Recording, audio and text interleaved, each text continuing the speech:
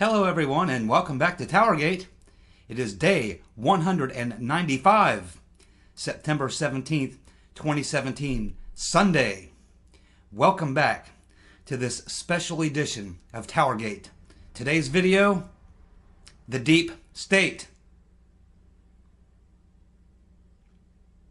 Dwight Eisenhower, who had been the Supreme Commander of World War II, became President of the United States at the end of his military career and served 2 terms. 3 days before leaving office, President Eisenhower, gave his final farewell address, which lasted a little over 15 minutes. He devoted more than half of that time to warning us about the deep state. Let's review a short quote from that speech.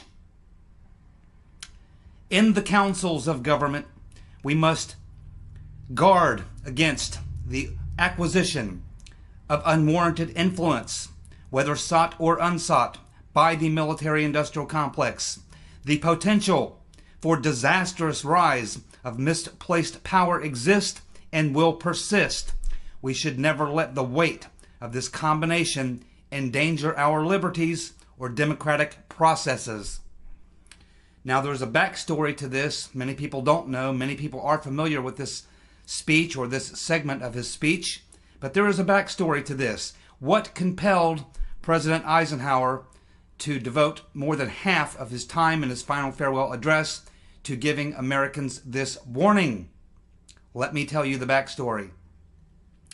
General Eisenhower, when he came into the presidency, of course, took the advice of people around him to load his cabinet with major power players. His entire cabinet was comprised of men who were all multi-millionaires who had previously been CEOs of defense contracting corporations and big banks.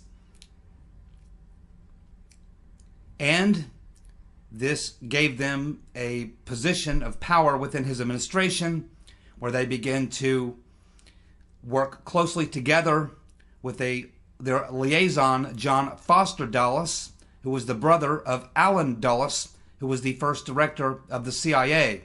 And this really is where the beginning formation of the deep state really took its roots and would grow from there.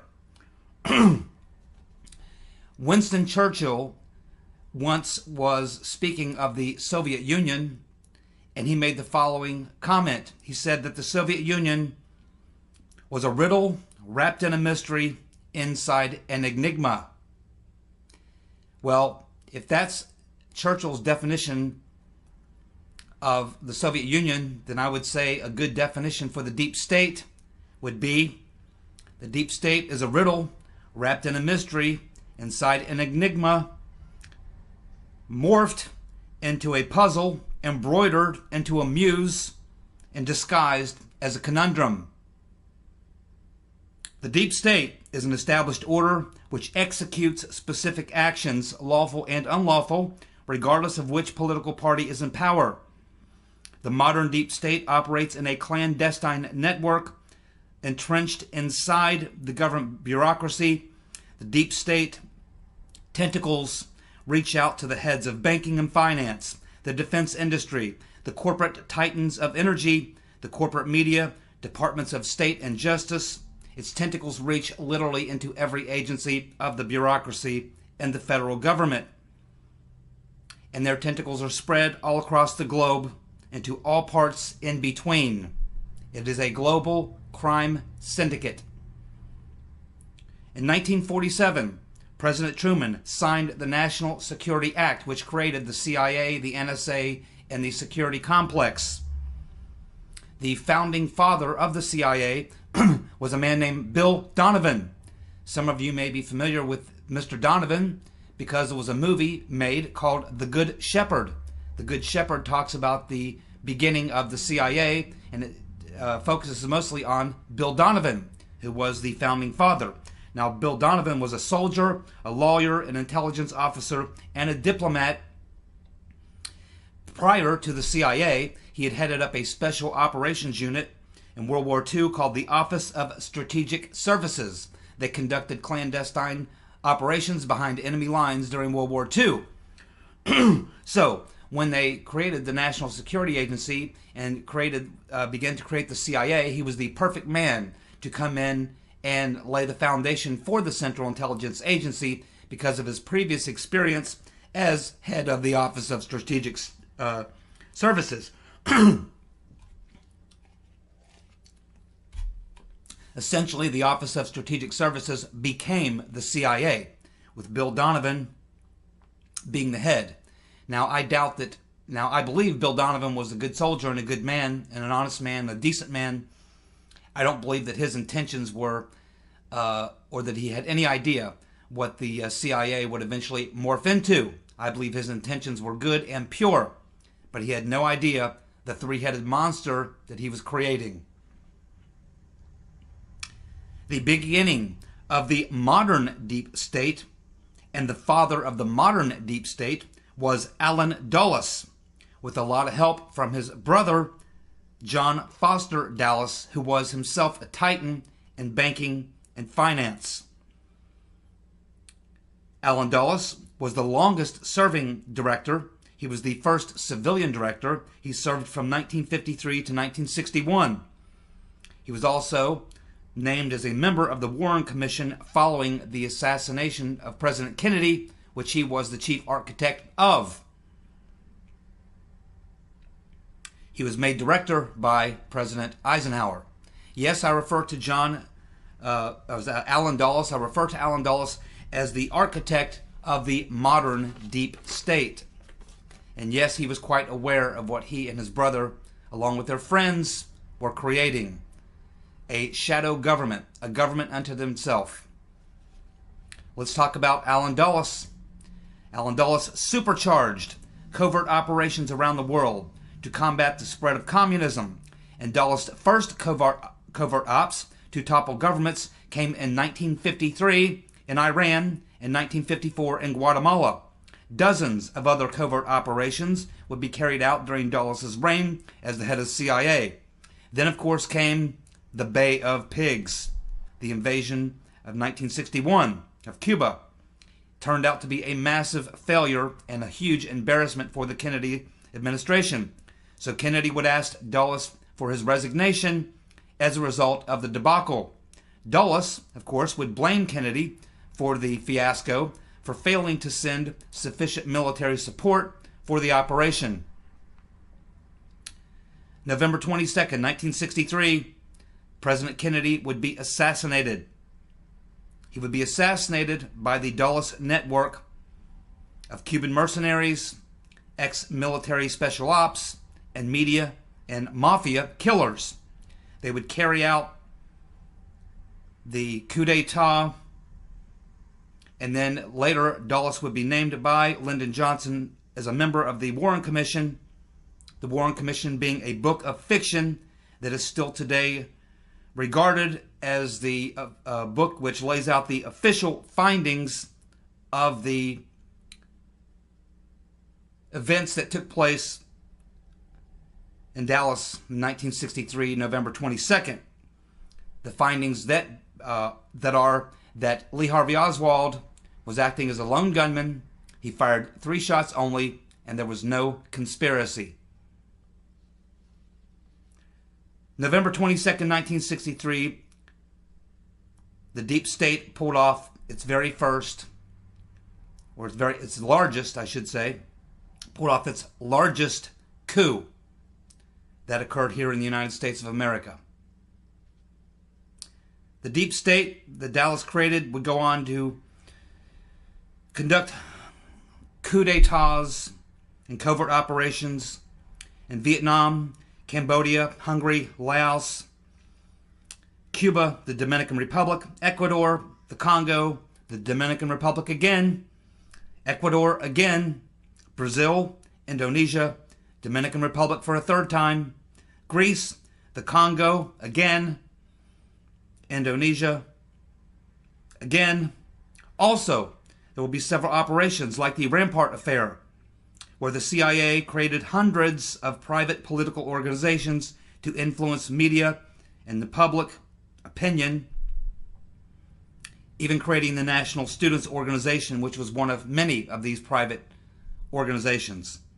We also had operations like Operation Ajax, Operation Phoenix, Operation Chaos, and even silly ones like Operation Acoustic Kitty. Then there were more interventions in Bolivia, Uruguay, Cambodia, again, Haiti, Chile, Australia. That's right, it did cry too. Australia. Did you know the CIA toppled the leftist government of Prime Minister Edward Whitlam? I'm sure you do. Then the deep state moved to Angola, back to Iran in 1979, then Afghanistan, El Salvador, Nicaragua, Honduras, Panama, Haiti for the third time, the Gulf War, and then probably the most extravagant CIA deep state covert operation of them all. Many of you are familiar with this operation because it occurred in your lifetime. You probably watched it play out on TV. It is the event that's known as the attacks on America of September 11th, 2001. Let's go through this. On September 11th, 2001, we are told the official story, and it says that there were 19 Arab men armed with box cutters, directed by a man on a dialysis machine in a cave fortress halfway around the world, using a satellite phone and a laptop, directed the most sophisticated penetration of the most heavily defended airspace in the world, overpowering the passengers and the military-trained combat pilots on 4 commercial aircraft before flying the planes wildly off course for over an hour without being molested by a single fighter interceptor. Do you know why they were not approached by any fighter interceptors? It's because all the fighter interceptors we had that day were busy participating in an exercise. What was that exercise? Well, it was a exercise simulating the attack by terrorists who would hijack airplanes and fly them into American monuments, such as the World Trade Center and the Pentagon. That's absolutely correct. Check it out for yourself. They were busy participating in an exercise on the very same day the thing that they were training for, conducting the exercise for, was actually happening. The attackers, we were told, were devout Muslims who like to drink alcohol, smoke weed, snort cocaine, and live with pink-haired strippers. They managed to knock down 3 buildings with 2 planes in New York.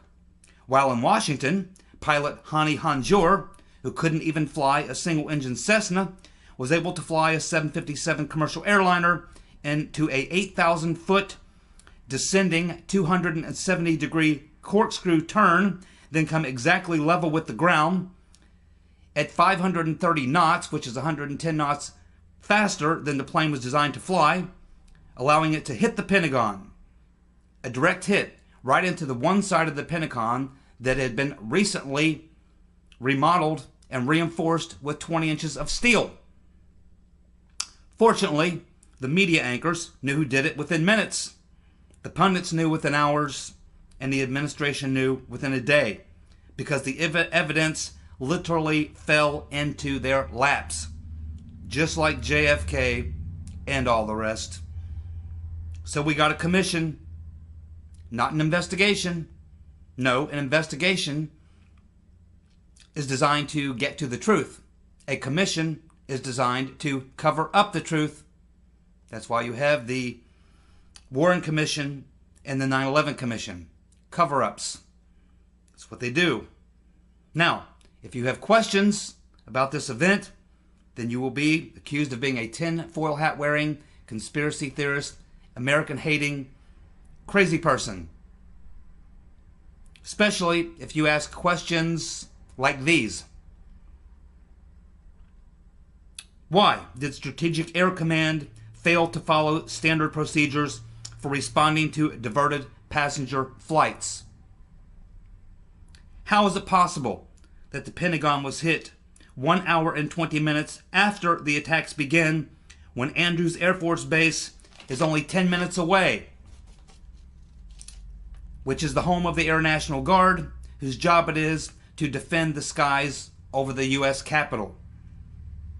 What caused the total global collapse at free fall speed of World Trade Center 7, a building that was not hit by a plane, but still managed to collapse like a deck of cards in 7.3 seconds? Where do you think that third plane that allegedly crashed in that field in Pennsylvania was supposed to go? Why did Men in Black confiscate every security video within 10 minutes of DC, within hours of the attack, and why can't we see those videos? Why did passengers and crew members all use the term box cutters? Why was FEMA sent to New York City the night before 9/11 to prepare for the event? Why did none of the hijackers' names appear on any of the flight manifest? So how do we know their names? Where did the photos of the 19 hijackers that we were shown on TV 2 hours after the attack come from? How did the hijackers disable the defense systems of our military? Why did bin Laden state right after the attack that he was not involved? Isn't it the point to launch an attack like that and then to take credit and tell us why? Why was there a massive increase in the number of put options placed on United Airlines and American Airlines weeks before the attack? A put option is an option that you buy into that is a bet on whether the stock price will go up or down. A massive increase of put options was placed on United Airlines and American Airlines for their stock to go down. A lot of people made a lot of money on that little affair. Bush said he watched the first plane hit the tower on live TV. How could he possibly have seen that when there was no video of it until 3 days after the event took place? What caused the massive underground explosions that were going off at the World Trade Center complex that we saw, that we heard, and were felt by citizens, firefighters, cops, and even captured on live TV? I have hundreds of more questions. I just don't have time. My friends, this is the deep state. This is what Trump is battling, and Coulter. The deep state's coming for the president. They've come for presidents before, haven't they? And they're coming for all of us. And who was head of the FBI on September 11th, 2001? Who, during the so-called investigations of the events of 9/11, cock-blocked the committees and the families of the 9/11 victims from getting access to information that would shine a little light on what really happened? Who was that FBI director? Can anybody guess? Uncle Bob, Robert Mueller. You see, my friends, the deep state has been formulating for a very, very long time, all the way back to the very beginning of when Truman signed the National Security Act, creating the CIA, the NSA. The combination of the Dulles brothers with Allen Dulles having his roots in intelligence, as being he was in the OSS, served under Bill Donovan in Europe during the war. His brother was a titan of banking and finance. This allowed the two to weave together this mosaic, which now has become the deep state. It encompasses every single aspect of our government, is embedded deeply throughout the military-industrial complex, banking and finance, huge corporations, the media. And if you want to know about their association and how they captured the media, not just in America but around the world, I advise you to look into a little thing called what is the Operation Mockingbird? That's right, Operation Mockingbird. There are many operations like Mockingbird. There are many other operations of the CIA that you can look into. It will show you how the initial formation of the deep state began. So it should be no secret to us today as to why they are so powerful. Clearly, you don't have to be a genius to figure out exactly what we're looking at. We openly have the President of the United States tweeting out through his frustration about why we cannot get investigations, why investigations are being silenced and muffled, subdued, why his own Attorney General, his own FBI Director, just recently appointed, no shit Sherlock Ray, and the eager beaver, the overachieving Attorney General, Jeff Sessions. Why are they blocking these investigations? You have members of Congress who do have oversight, responsibility, and authority being blocked, with these agencies refusing to give them information or allow them to interview witnesses. What does that tell you? If you have the president and these heads of these committees complaining that they cannot get the information, that they cannot get the agencies of these governments of this government to comply with their hearings and their investigations and their requests for information and witnesses, what does that tell you? Not even the president, not even his recently appointed FBI director or his own Attorney General seem to be able to penetrate this three-headed monster. That's the deep state. That's what it's all about. And that's where we find ourselves. And that's what the president is currently facing. It's not pretty. It's going to take a very, very long, hard fight. And the president cannot do it alone.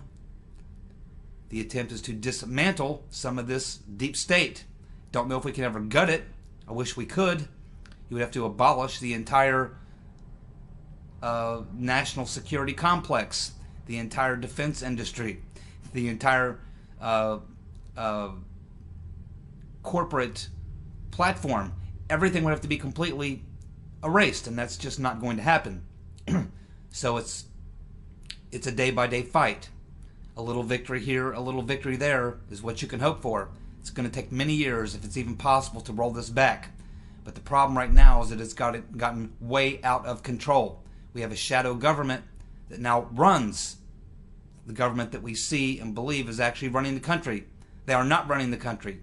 The deep state is running the country, and they're not just a national mafia, they're an international, global mafia.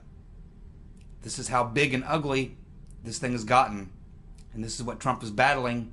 It's what we're all battling. It's what's threatening him. It's what's threatening all of us. This is why we must continue to fight day by day, battle the deep state, get victories where we can, shine the light of truth on these criminals, and just hope that more citizens around us will wake up to exactly what is going on.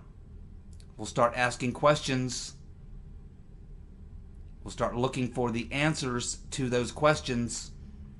All you need is to study a little history. All you need to do is follow the bouncing ball, connect the dots. It's not too hard to find. I highly recommend a video. It's a long video. It's about 3.5 hours. I will put a link to that video. I'll have to go out and find it, but I'll put a link to that video. I think I've put it up before, but I'll put it up again. It really lays out sort of the foundation, at least some of the foundation of the deep state. And if you have some time, you may want to watch that video. So I'll find it and I'll put a link to it in the description below. But that is basically the deep state. That is what it's all about. That is the fight that we have on our hands. That is the fight the president is taking on every day. It's dangerous business. Again, we saw what they did in the first coup d'etat here, November 22nd, 1963. Do you think they won't do it again? You saw what they did on September 11th. How dangerous, how nasty are these people? There you go. They will stop at nothing to accomplish their goal, which is global government. One world global government. A 21st century system of feudalism. That's what they have in store for all of us. It's time to wake up. I know many of you who are watching this video, who subscribe to my channel, subscribe to other good YouTube channels, are aware of many of the things we've talked about today. I realize that you're awake. You have my admiration. Thank you so much for tuning in. TowerGate, day 195. Thank you for tuning in to this special edition, The Deep State. Hopefully you have a little bit more background and understanding of where it started, how we got here, and where this thing is heading. Have a good night. Thank you for tuning in. See you.